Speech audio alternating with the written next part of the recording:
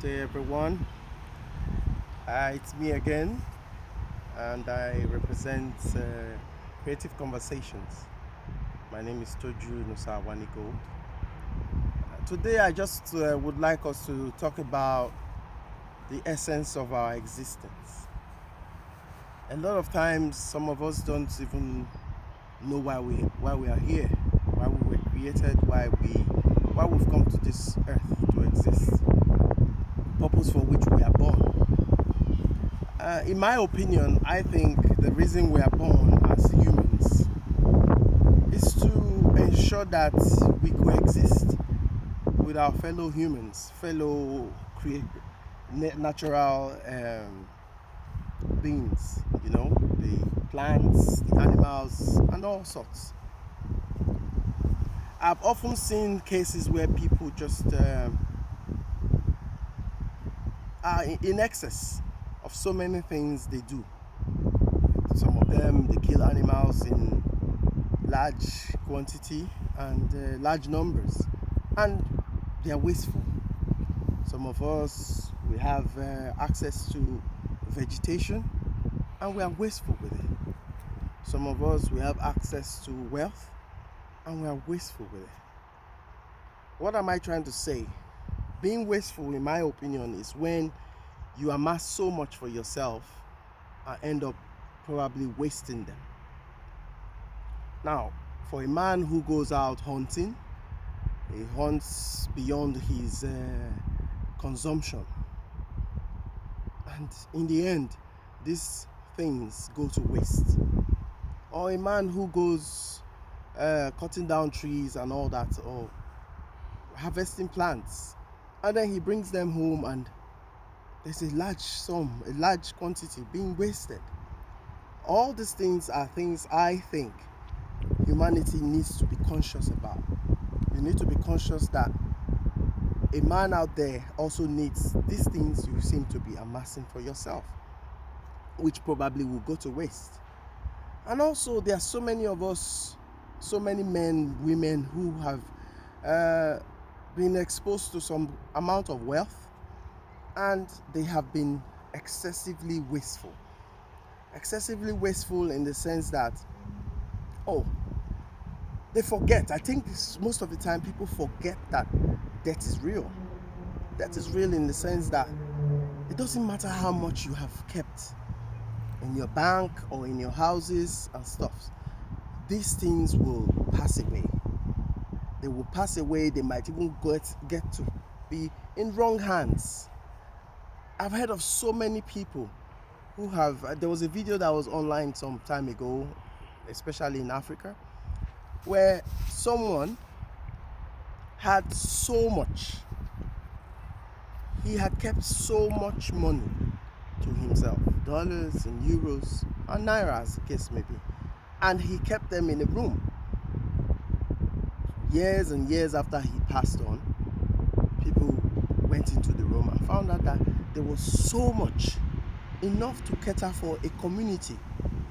But all of these monies had lost its value. Lost its value in the sense that weather has happened to them. They became damp actually. And all of this went to waste. I've seen people also who recently, I want to talk about how it affects the present day COVID situation. I've heard of so many prominent men and women who have passed on to great beyonds, who had so much but didn't have any impact on society. And that's where I'm at. Why do we keep so much? Why do we want to embezzle so much? Why do we want to steal so much? Why do we want to just keep and keep and keep? Sometimes I think there's a mental dysfunctionality in that sense, because people just keep with the hope that, they don't want to be poor or something. You forget that none of us came to this earth with a dime. God is the only one who gives the power to make wealth. That you are rich today is supposed to count for something.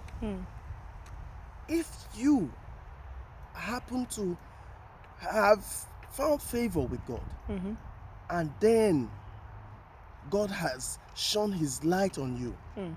He's expecting you to reach out to as many people as you can.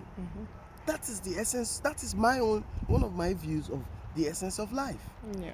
Okay, here I am. Just behind me, you will see a track. This is a community track where people come around to exercise themselves. This wasn't built because of luxury.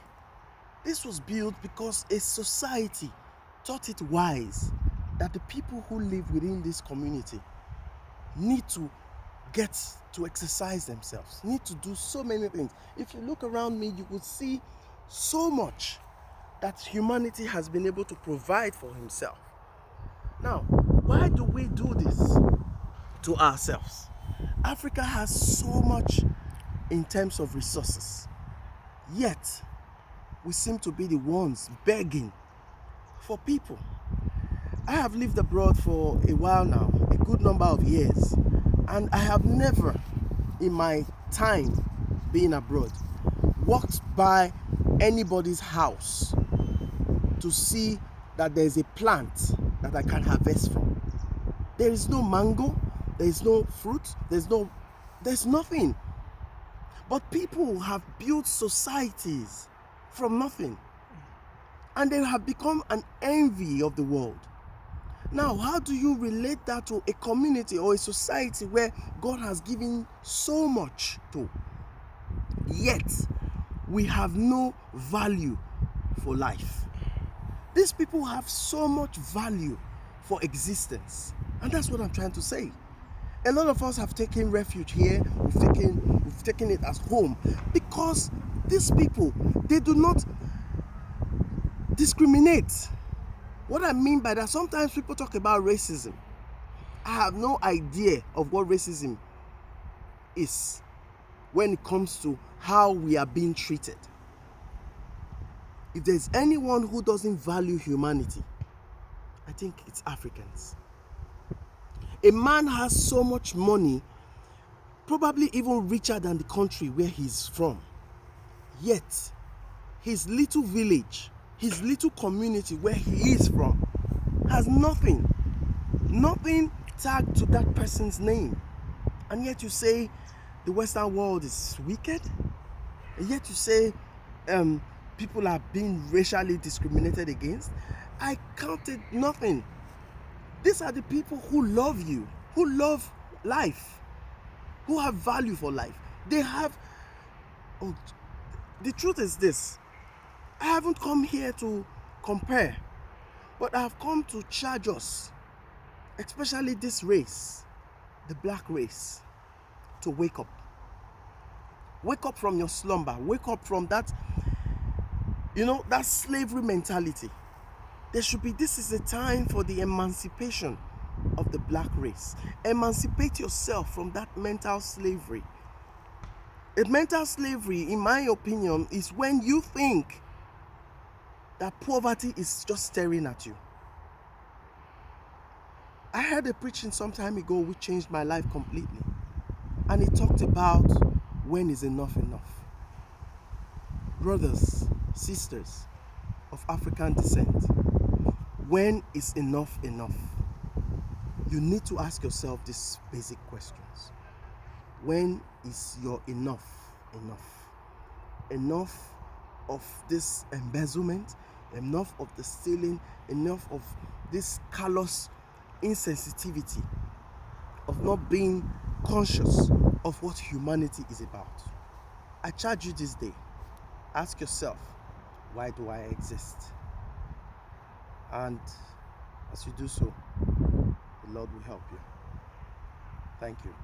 Thank you for being a wonderful audience.